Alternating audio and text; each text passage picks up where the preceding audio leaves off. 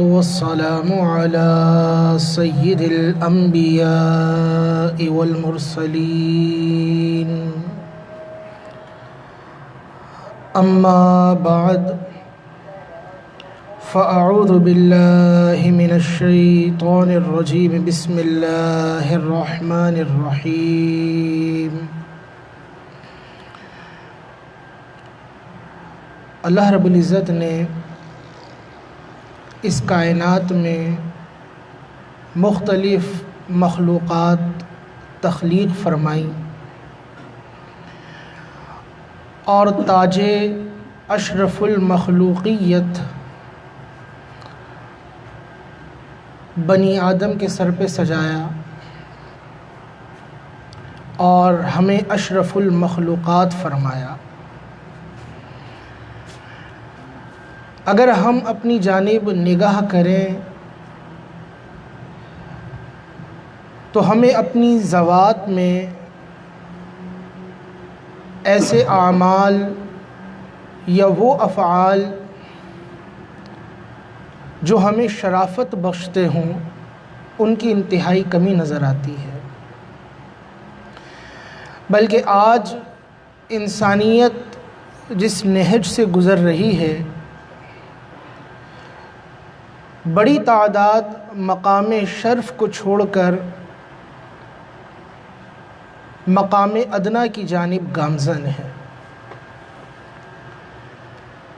انسان کی طرح اللہ نے انسان کے ساتھ اللہ نے مکلف جو مخلوق پیدا کی وہ جنات کی ہے، جو ہمیں نظر نہیں آتے۔ انہیں اللہ نے عقل بھی دی ہے، نفس بھی دیا، ہمیں بھی عقل عطا کی، نفس عطا کیا۔ ایک اور مخلوق جسے ہم فرشتہ کہتے ہیں، ملائکہ عربی میں کہا جاتا ہے جمع کے طور پر، انہیں اللہ نے عقل عطا فرمائی لیکن نفس نہ دیا۔ اور اس کے علاوہ جو جاندار مخلوق ہمیں نظر آتی ہے جسے ہم ایک ہی نام سے یاد کرتے ہیں اور اسے حیوان کہہ دیا کرتے ہیں، جس میں چرند پرند درند سب کو ہی گویا کہ شامل مانا جاتا ہے، انہیں نفس دیا لیکن عقل سے ان کو محروم رکھا۔ فرشتے یہ خطا نہ کرتے ہیں اور نہ کر سکتے ہیں کیونکہ اللہ نے انہیں معصوم بنایا، یہ معصوم عن الخطا ہے۔ یہ ایک دوسرے کو تکلیف پہنچائیں تو یہ چونکہ عقل سے محروم ہے، انسان کی طرح مکلف نہیں کہ ان کے یہاں حدود جاری ہوتی ہوں، قتل کے بدلے قتل۔ یوں ہی جنات جو ہمیں نظر نہیں آتے اور ان کے ساتھ انسان جنہیں عقل بھی ملی اور نفس بھی عطا ہوا، اور ساتھ میں پھر ایک اور شے ہمارے موجود ہے جسے ہم شیطان کہا کرتے ہیں۔ یہ نفس اور شیطان انسان کو ہر لمحہ برائیوں کی طرف لے کر جاتے ہیں، برائیوں کی جانب بلاتے ہیں۔ اگر ہم اپنے روز و شب کی کیلکولیشن کریں تو 24 گھنٹے میں سے اکثر اوقات ہمارے غفلت میں، خدا کی یاد سے دوری کے ساتھ، بلکہ خدا کی نافرمانی میں گزرا کرتے ہیں۔ ان نافرمانیوں کے باوجود ہم پر کوئی عذاب نہیں آ رہا، ہم اجتماعی عذاب میں مبتلا نہیں ہو رہے۔ ایسا نہیں کہ ہماری خطائیں ہماری پیشانیوں پر لکھ دی جائیں، بلکہ ہمیں موقع دیا جا رہا ہے، اور یہ موقع انسان کو اس وقت تک ملتا ہے جب تک اس پر حالت نزا طاری نہ ہو جائے۔ اس سے پہلے اس کے پاس موقع ہے کہ وہ پلٹ آئے اور اپنے رب کی جانب رجوع کر لے۔ اللہ رب العزت نے قرآن مجید فرقان حمید میں ارشاد فرمایا، پارہ 28 سورہ حشر میں، اور فرمایا وَلَا تَكُونُوا كَالَّذِينَ نَسُوا اللَّهَ، فرمایا تم ان لوگوں کی طرح نہ ہو جاؤ جنہوں نے اللہ کو بھلا دیا۔ تو اس زمین پر خدا کو بھلا بیٹھنے والے افراد یہ وہ ہیں جو کافر ہیں۔ پھر کافروں میں دو گروہ، ایک وہ جو صاحب کتاب ہیں اور ایک وہ جو غیر صاحب کتاب ہیں، یعنی عیسائیت ان کے پاس کتاب ہے، یہود ان کے پاس کتاب ہے، یعنی اہل کتاب کہلاتے ہیں۔ ان کے مقابلے میں ہم ہندوؤں کو دیکھیں، جیپنیز کو دیکھیں، بدھا کے پیروکاروں کو دیکھیں، یوں ہی گرو نانک کے نانک کے پیروکاروں کو دیکھیں، تو یہ اہل کتاب تو نہیں ہے۔ تو وہ جنہوں نے خدا کو بھلا بیٹھا، ایک گروہ وہ ہے کہ جو صاحب کتاب، دوسرا وہ جو غیر صاحب کتاب۔ جو غیر صاحب کتاب، انہوں نے اپنے طریقے سے زندگی گزارنے کا ایک طریقہ وضع کیا، اپنے مذہبی پیشواؤں کی تعلیمات کو رہنما سمجھا۔ وہ جو اہل کتاب تھے، ان میں سے اکثریت اب وہ ہے کہ جو لادینیت کی طرف جا رہی ہے۔ اگر آپ کسی عیسائی کو بٹھا کر اس سے اس کے مذہب کے بارے میں پوچھیں تو عیسائی آپ کو اپنے مذہب کے بارے میں نہیں بتا سکے گا۔ عیسائیوں میں جو فرقہ جات ہیں، کئی فرقے ہیں ان کے اندر۔ یہ تو مسلمانوں پر ہی کہا جاتا ہے نا کہ بھائی مسلمان گروہ میں بٹے ہوئے ہیں اور وغیرہ وغیرہ، اور باہر والے لوگ یا کوئی انگریزی سوچ سے متاثر ہو کر کہتے بھائی مسلمانوں میں تو فرقے ہیں۔ حالانکہ میرے آقا نے فرمایا تھا کہ بنی اسرائیل میں 72 یا 71 فرقے تھے، میری امت میں 73 ہوں گے۔ تو وہ تو ان کے فرقے چلے آ رہے ہیں ابھی تک، وہ ختم تھوڑی ہوئے، ان کی باقیات موجود ہیں۔ تو یہ اکثر لادینیت کی طرف جا رہے ہیں، یعنی خدا کے وجود کے ہی منکر، خدا کو نہیں مانتے۔ اللہ رب العزت ہمیں فرما رہا ہے کہ تم ان لوگوں کی طرح نہ ہو جانا کہ جنہوں نے خدا کو بھلا دیا، اللہ کو بھلا دیا۔ تو وہ جو اللہ کو بھلا بیٹھے ہیں، آپ ان کے ہاں یا ان کی زندگی کا طریقہ کار دیکھیں، ان کے یہاں حلال حرام کی تمیز نہیں، ان کے یہاں اچھائی برائی کی تمیز نہیں، ان کے یہاں پاکی اور ناپاکی کی تمیز نہیں۔ وہ غلاظتوں سے اپنے آپ کو آلودہ کرتے ہیں اور اپنے غلاظت استعمال کرتے ہیں، لیکن اس کے باوجود ان کی پیشانی پر شکن تک نہیں آتی۔ اور اس کے مقابلے میں جو خدا کو یاد رکھنے والے ہیں، وہ ایک ایک قطرے کے بارے میں غور کرتے ہیں۔ بالخصوص وہ جو نمازی ہے، آپ اس کو دیکھیے، وہ جب راستے سے بھی گزرتا ہے تو خیال کرتا ہے میرے کپڑے پہ کوئی گندی چھینٹ نہ آ جائے اور میرے کپڑے ناپاک نہ ہو جائیں۔ تو یہ فرق ہے دونوں کی سوچ میں، دونوں کی فکر میں۔ تو مسلمانوں کو کہا جاتا ہے کہ تم ایسے نہ ہو جاؤ یا ان کی طرح نہ ہو جاؤ جنہوں نے اللہ کو بھلا دیا۔ اگر ہم مسلمانوں میں دیکھیں تو ہماری ایک بہت بڑی تعداد ہے، بلکہ ہم اپنے بارے میں غور کریں، ہمیں خدا کی یاد کتنی رہتی ہے، اور جب ہم غفلت میں چلے جاتے ہیں تو غفلت سے ہم ذکر کی طرف کب آتے ہیں۔ ایک تو یہ ہے کہ انسان نیکی کے راستے پہ چل رہا ہے اور اس سے بتقاضے بشریت خطا ہوئی۔ یاد رکھیے، بشریت کی سرشت کے اندر ہی خطا رکھی گئی ہے، خطا تو ہوگی۔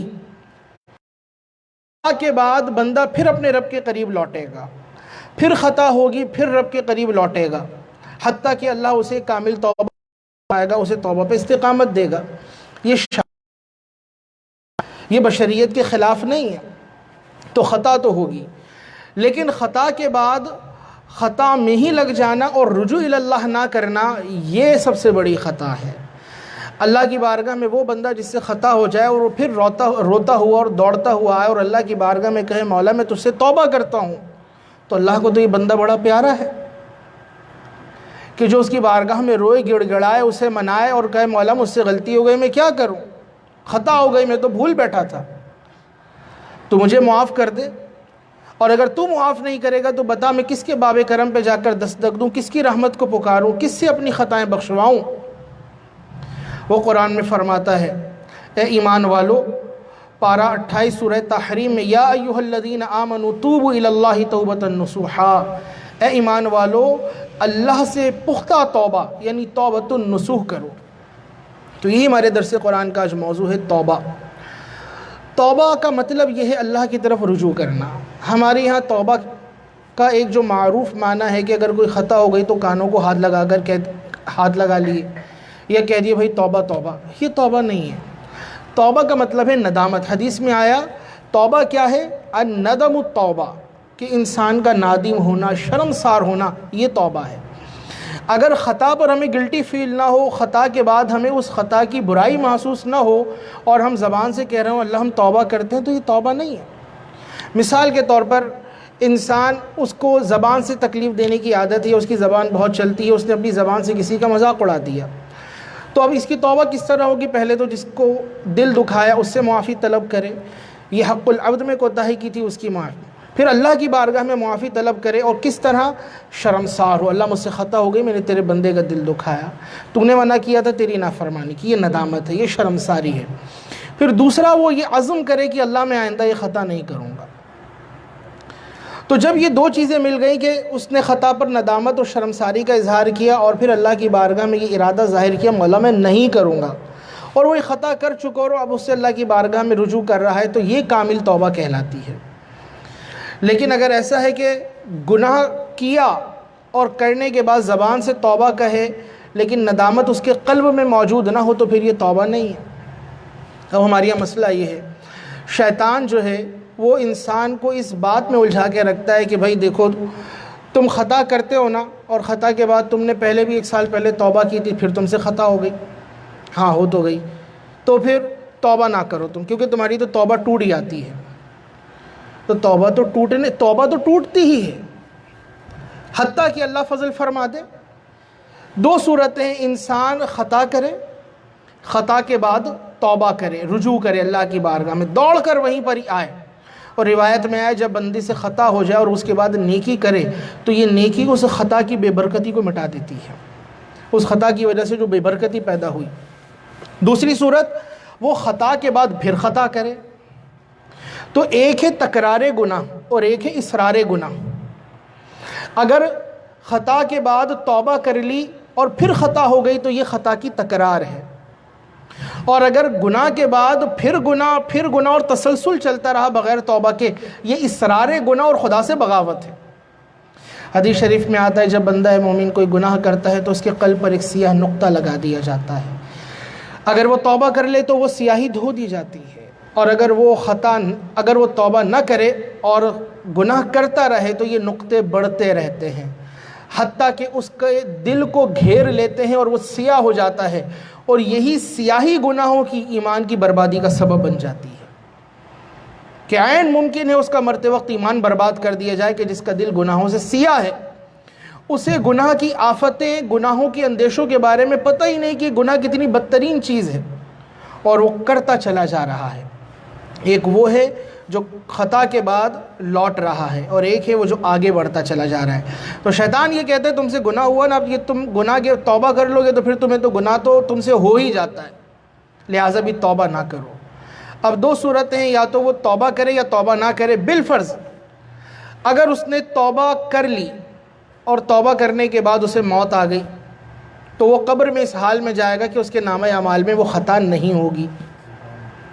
اور اگر اس نے یہ سوچا کہ نہیں مجھ سے تو خطائیں ہوتی ہی رہتی ہیں، توبہ نہیں کرتا، بعد میں کروں گا، کب؟ بڑھاپے میں، جب بال سفید ہو جائیں گے، کمر جھک جائے گی تو پھر حج کرنے کے لیے جائیں گے۔ بعض لوگوں کی سوچ ہوتی ہے نا بھائی حج پڑھنے جائیں گے تو وہاں سے توبہ کر کے آئیں گے، تو اب موقع ہی نہ ملا، خطا کر کے آ رہا تھا یا خطا کے لیے جا رہا تھا، ایکسیڈنٹ ہوا اور وہ قبر کے تاریک گڑھے میں چلا گیا، تو وہ گناہوں کا انبار اور گناہوں کا گٹھر سر کے اوپر ہے۔ تو پہلے والا تو عافیت میں آ گیا، یہ تو پھنس گیا۔ اب چونکہ ہم دین کے قریب نہیں ہوتے، ہم قرآن میں غور نہیں کرتے، قرآن نہیں سمجھتے، تو ہم تکرار کی جگہ اصرار کر رہے ہوتے ہیں۔ صوفیہ فرماتے ہیں ایک شخص وہ ہے کہ جو توبہ نہیں کرتا، اور ایک وہ ہے جس سے خطا ہو اور پھر وہ توبہ کرتا ہے۔ اللہ کی بارگاہ میں کون زیادہ مقبول ہے؟ وہ کہتے ہیں جو بعد خطا توبہ کرے، اس لیے کہ جب وہ آتا ہے لوٹ کر تو وہ اس یقین سے آتا ہے کہ میرا رب اللہ ہے، اور جو خطا پر خطا کیے چلے جا رہا ہے وہ تو غفلت کے اندر آ گیا، اور پھر اپنے آپ زبان سے کہنا بھائی ہم تو بڑے گناہ گار، پاپی، بدکار، سیاہ کار ہیں، تو آپ سے کس نے کہا کہ آپ یہ کرو؟ اور اگر گناہ کر بھی لیا تو یاد رکھیے گناہ کا اظہار کرنا گناہ ہوتا ہے۔ ہمارے یہاں یہ رواج ہے کہ گناہ کرتے ہیں، گناہ کر کے دوسرے کو بتاتے ہیں۔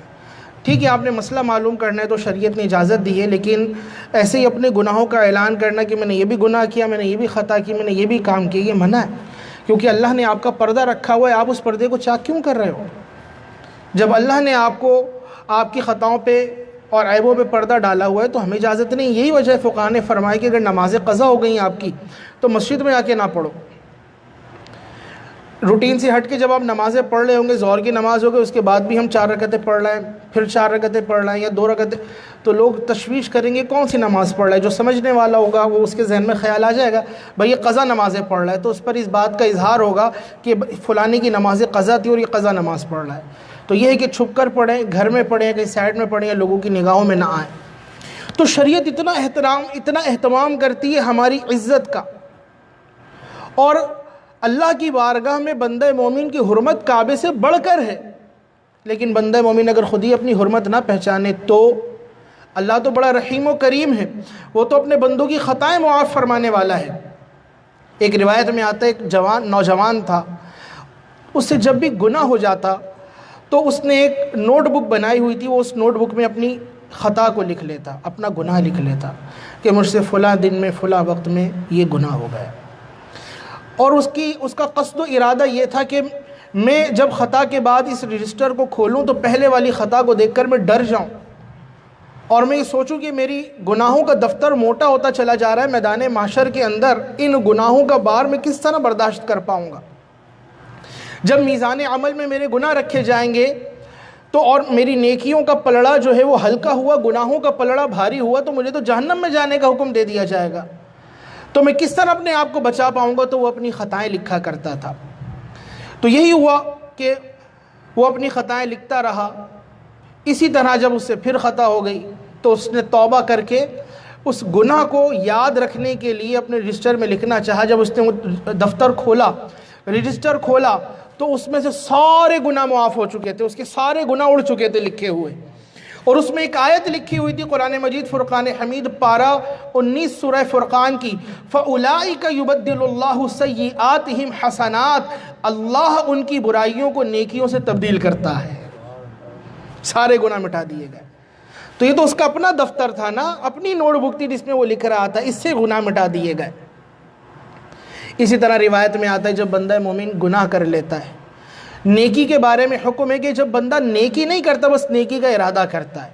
अब मिसाल के तौर पे दरस कुरान है, अब होता ये भाई नमाज तरावी, इशा की नमाज, फिर नमाज तरावी, फिर दरस कुरान में बैठना या दरस कुरान सुनना, अब नफ्स माइल नहीं हो पाता इतनी जल्दी कि आधा घंटा हम 30 मिनट यहाँ पर दें, तो ना बाबा ना उठ के चलो, दोस्त जा रहे हैं तो मैं भी साथ में चलूँ।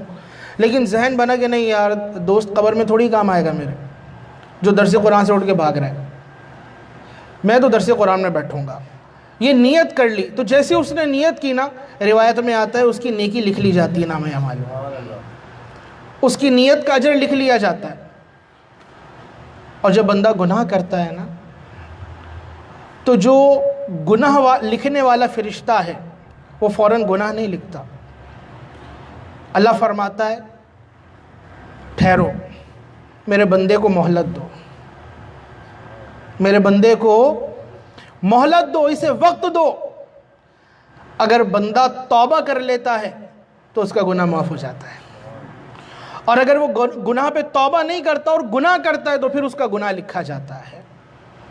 और अब तो हमारा बड़ा मेहरबान है, वो हमें जहन्नम में डाल के क्या करेगा? हमें जहन्नम में डालकर उसे कौन सा नफ़ा हासिल होगा? वो तो नफ़ा कबूल करने से पाक है। वो तो चाहता है उसके महबूब की उम्मती जन्नत में जाएं, और हमारे लिए कितना आसान रास्ता रखा है। वो उसने हमें पैदा किया, वो जानता है मेरे बंदे ये कमज़ोर हैं, इनसे ख़ताएँ होंगी, तो उसने बाब तौबा खुला रखा है। एक शख्स था, और ऐसा नहीं कि छोटे, हम तो समझते ना अल्लाह की रहमत शायद छोटी सी है, हम अपने गुनाहों को उसकी रहमत के मुकाबले के अंदर लाके तकाबुल करना चाहते हैं। ये तकाबुल जो हम करते हैं, तकाबुल हो ही नहीं सकता, उसकी रहमत तो लामहदूद है। तू बेहिसाब बख्श के हैं बेहिसाब जुर्म, देता हूँ तुझे वास्ता शाहे हिजाज का। अल्लाह मेरे तो बेहिसाब गुनाह है, तू बेहिसाब बख्श दे। इसी तरह आला हज़रत ने फरमाया ना, तू और रज़ा से हिसाब लेना, रज़ा भी कोई हिसाब में है। करीम अपने करम का सदका, लई में बेकदर को न शर्मा। अल्लाह तुझे तेरे करम का वास्ता, तेरी रहमत का वास्ता, मैं तो हुई ख़ताकार, मैं तो हुई कमज़ोर निकम्मा हूँ मौला, तू मुझसे हिसाब लेगा, मैं तो नातवा हूँ, मैं तो किसी चीज़ का हिसाब भी नहीं दे सकता। करीम अपने करम का सदका, लई में बेकदर को न शर्मा, तू और रज़ा से हिसाब लेना। آئے ہے تو اور گدھا سے حساب لینا مولا، تو بادشاہ، تو مالک، تو آقا، تو مولا، تو ہمارا پالنہار، تو سب عطا کرنے والا، تو نے دنیا میں بے شمار نعمتیں عطا کی، اپنے محبوب کا دامن کرم عطا کیا، ہم سے خطا ہو گئی، ہم نکمے ناکارہ مولا، ہم تو کسی حساب میں ہی نہیں، تو اور گدھا سے حساب لینا، گدھا بھی کوئی حساب میں مولا، ہم بھی کسی حساب میں کہ ہم سے حساب لیا جائے؟ ہم تو وہ ہیں جنہیں بے حساب بخش دیا جائے، ہم تو بڑے کمزور لوگ ہیں۔ تو ہم نے رحمت کو اپنی خطاؤں کے مقابلے میں لا کے سمجھتے شاید رحمت تھوڑی سی ہے، نہیں، رحمت تو بہت وسیع ہے۔ وہ تو فرماتا ہے میری رحمت کی طرف دوڑو، آؤ میرے دامن مغفرت کے اندر تم پناہ تلاش کر لو۔ روایت میں آتا ہے ایک شخص تھا جس نے 99 قتل کیے تھے، بنی اسرائیل کا بندہ تھا وہ، اور 99 قتل کر کے اس کو خیال آیا مجھے توبہ کرنی چاہیے۔ اس خیال سے وہ گیا ایسے لوگوں کے پاس کہ جو نوافل پڑھتے تھے، ظاہری عبادتیں کرتے تھے، وہ گئے، اس نے جا کر اس ایسے بندے سے پوچھا کہ بھائی میں نے 99 قتل کیے، میری توبہ ہو سکتی ہے؟ اس نے کہا بھاگ یہاں سے مردود، 99 قتل کر کے آئیے توبہ کرنے کے لیے، تو کوئی تیری توبہ وبہ نہیں ہے۔ اس نے کہا اچھا توبہ نہیں ہے؟ کہا نہیں، جہنم میں جلے گا تو۔ کہا جب جہنم میں جلنا تو تجھے کیوں چھوڑوں؟ پکڑ کے اس کو ذبح کر دیا، جا بھائی، پورے 100 گئے۔ پھر تھوڑے دن گزرے، اسے خیال آیا توبہ کرنی چاہیے۔ اب وہ توبہ کس طرح کرے؟ اب وہ گیا عالم کے پاس اور اس نے جا کے عالم سے پوچھا حضرت میں بڑا گناہ گار ہوں، بڑا سیاہ کار ہوں، بڑی خطائیں کی ہیں۔ تو عالم نے کہا تو نے کتنی خطائیں کیوں نہ کی ہوں، چاہے تو نے خطائیں کر کے زمین و آسمان کو بھر دیا ہو، اللہ کی رحمت کو کیا نقصان؟ اللہ معاف فرمانے والا ہے، توبہ کر۔ اس نے کہا کس طرح؟ کہا فلانی بستی میں جا، وہاں پہ اللہ کے نیک بندے، ان کے ساتھ جا کے شامل ہو جا۔ اب یہ بندہ نیکی کے ارادے سے ان لوگوں کی طرف چلا، لیکن ہوا یہ کہ راستے میں انتقال ہو گیا۔ جب انتقال ہوا تو نیکوں کی روح لے جانے والے فرشتے بھی آ گئے اور بدوں کی روح لے جانے والے بھی آ گئے۔ جو بروں کی روح لے جانے والے تو انہوں نے کہا اس کو تو ہم لے کے جائیں گے، اس لیے کہ اس نے 100 قتل کیے ہیں۔ اور جو نیکوں کی روح لے جاتے ہیں وہ آگے، وہ کہنے لگے نہیں نہیں، یہ تو اچھے ارادے سے جا رہا تھا، اس کو ہم لے کے جائیں گے۔ اب فیصلہ کس طرح ہو؟ اللہ کی بارگاہ میں انہوں نے عرض کی تو اللہ نے فرمایا زمین کو ناپو، اگر یہ بروں کی بستی کے قریب ہو تو بروں کی روح لے جانے والے لے جائیں، اور اگر نیکوں کی بستی کے قریب ہے تو پھر نیکوں کی روح لے جانے والے لے جائیں۔ حدیث کے الفاظ ہیں وہ بروں کس کے؟ اللہ نے زمین کو حکم دیا سمٹ، زمین سمٹی، انہوں نے بھی ناپا انہوں نے بھی ناپا، جب رب کا حکم آ گیا سمٹ اور وہ سمٹی تو اب یہ نیکوں کی بستی کے قریب تھا۔ توبہ کے ارادے سے چلا، اللہ نے اسے کن کے حوالے کر دیا؟ تو رب تو بڑا رحیم ہے، بڑا کریم ہے۔ ہم نکمے ناکارہ، خطائیں ہو جاتی ہیں، ہم سمجھتے ہیں کہ ہم تو جہنم میں ہی جانا ہے، بھائی وہ ہمیں جہنم میں ڈال کے کیا کرے گا؟ کو ہم نے بالکل دیکھنا ہے بہت خطائیں ہیں، لیکن جب اس کی رحمت کی بات آتی ہے نا تو وہ فرماتا ہے سبقت رحمتی علی غضبی، میری رحمت نے میرے غضب پر سبقت کی ہوئی ہے۔ سبقت رحمتی علی غضبی، جب سے تو نے سنا دیا یا رب آسرا ہم گناہ گاروں کا اور مضبوط ہو گیا یا رب، ہمیں تو پہلے بھی تجھ پہ بھروسہ تھا تو ہی بخشے گا، اور جب تو نے یہ فرما دیا کہ میری رحمت نے غضب پہ سبقت کیا ہوا ہے تو آسرا اور مضبوط ہو گیا، تیرے ہی ہیں، اب تیری مرضی، ہم تو تیرے ہی ہیں۔ تیرا نام لینے والے سچے من کے ساتھ، یہ الگ باتیں خطا ہو جاتی ہے لیکن پھر تیری طرف لوٹ کے آتے ہیں، تو اسے یہ لوٹ کے آنے والے بڑے پسند ہیں۔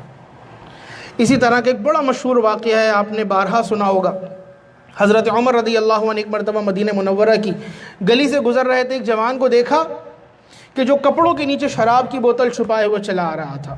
اب حضرت عمر کا جلال کہ شیطان آپ کو دیکھ کے راستہ بدل لے، آپ نے پوچھا ہے جوان اس بوتل کے نیچے اس بوتل میں کیا ہے؟ جوان بہت شرمندہ ہوا، اب ایسا شرمندہ ہوا کہ اگر عمر نے دیکھ لیا تو یہ تو بڑی جو ہے شرمندگی کی بات ہوگی۔ اور میں کیسے کہوں اے عمر اس بوتل میں شراب ہے۔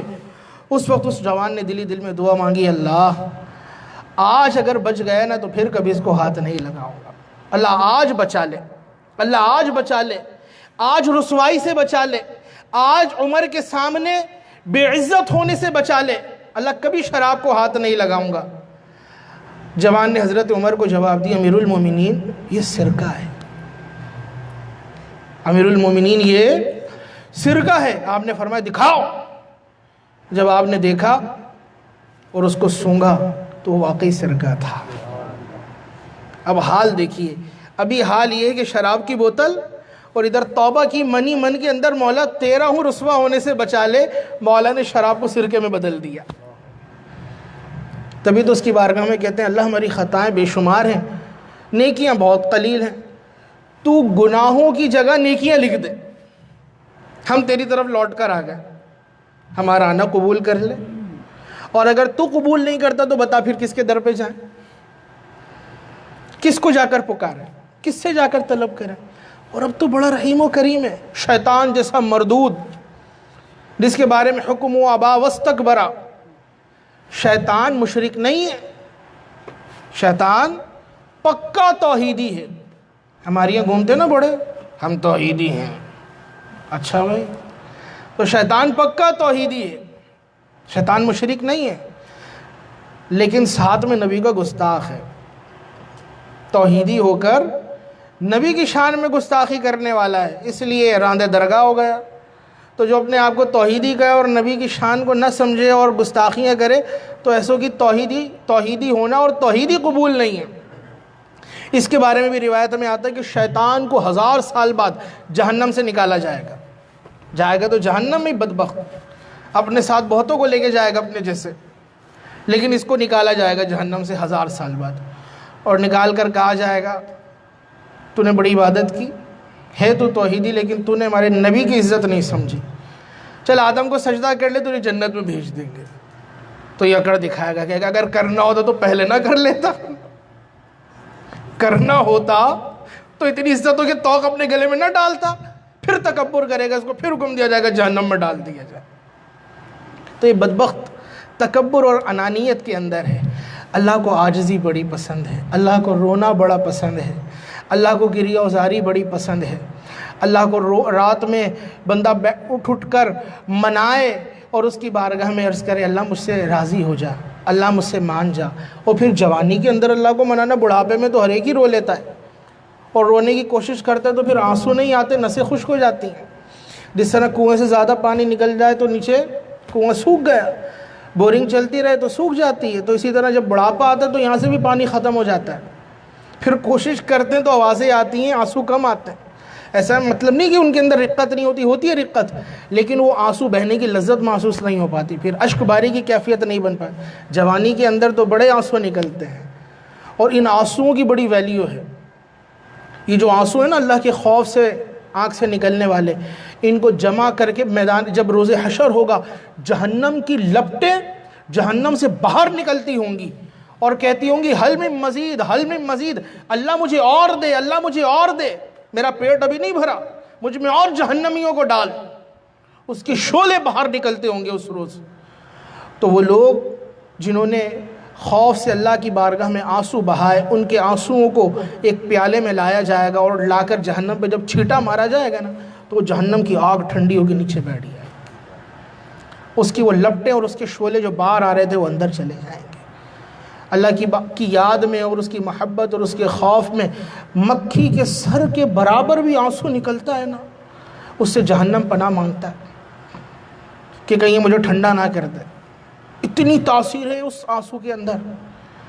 ابھی ہمارے پاس وقت ہے، لیکن ہمیں دنیا میں رونا آ جاتا ہے، اللہ کی یاد میں اس کے خوف سے رونا نہیں آتا۔ میرے بھائیوں، خطائیں کتنی کیوں نہ ہو جائیں وہ اللہ بخشنے والا ہے، گناہ کتنے کیوں نہ ہو جائیں وہ اللہ معاف کرنے والا ہے، لیکن کبھی پر گناہ نہ کرے بندہ۔ روایت میں آئے جو توبہ کرتا ہے اور گناہ کرتا ہے اور پھر گناہ اس امید پہ کرتا ہے کہ میں توبہ کر لوں گا، تو ایسے شخص کے بارے میں آیا کہ وہ اللہ کے ساتھ معاذ اللہ ٹھٹا کرتا ہے، مسخری کرنے والا ہے۔ تو نہیں، جب توبہ کرنی ہے تو پکی توبہ نہیں کرنا اللہ پھر ہو جائے گی خطا تو ہوتی ہے، جب ہو جائے پھر توبہ کرے سچے من کے ساتھ، اللہ اب نہیں کروں گا، میری توبہ میں اب نہیں کروں گا، پھر ہو جائے پھر اس کی بارگاہ میں۔ تو یہ لوٹنا ہے، ہم نے بار بار لوٹنا ہے۔ تو ایک وہ ہے جو کبھی بھی لوٹ کے نہیں آیا اور آگے بڑھتا ہی چلا جا رہا ہے۔ اب ہمارے سیاستدانوں کا حال دیکھیں، وہ جو بیچارے غافل ہیں، اللہ انہیں غفلت سے نجات عطا فرمائے، ہے تو محبوب کی امتی نا، اللہ انہیں غفلت سے نجات عطا فرمائے، بڑھتے چلے جا رہے ہیں، کرپشن کر رہے ہیں تو کرتے چلے جا رہے ہیں، حرام کھا رہے ہیں تو کھاتے ہی چلے جا رہے ہیں۔ کبھی خیال نہیں آتا کہ یہ حرام ہمارے جائے گا، ہمارے لیے میدان معاشر میں سبب رسوائی بن جائے گا۔ ایک وہ ہے جسے تھوڑی خطا ہوتی ہے پھر ٹھوکر لگتی ہے اسے اور وہ سنبھل جاتا ہے۔ تو ہم نے سنبھلنے والا بننا ہے، بچنے والا بننا ہے۔ اللہ تعالی ہم سب کو گناہوں سے عافیت عطا فرمائے۔ بتا جو خطائیں ہو جائیں ان